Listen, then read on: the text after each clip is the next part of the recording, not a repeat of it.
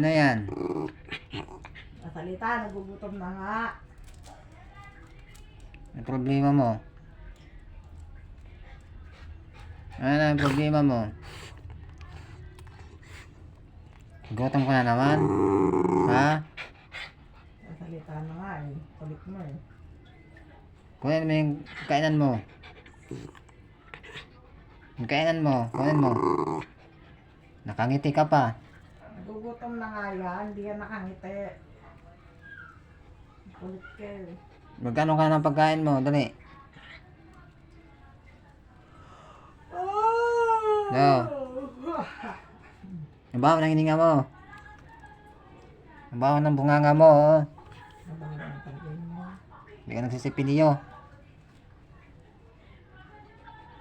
Gano'n na mo. Bawa talaga yun naman mo. Gano'n na no. Nagkamot-kamot na ng... Kuha mo yung kain mo. Hininit mo na ba yung ulam? Wala naman siyang merienda eh. Hindi siya nagtinapay, di ba? Teka, dali. Kahit biskwit, di mo binigyan.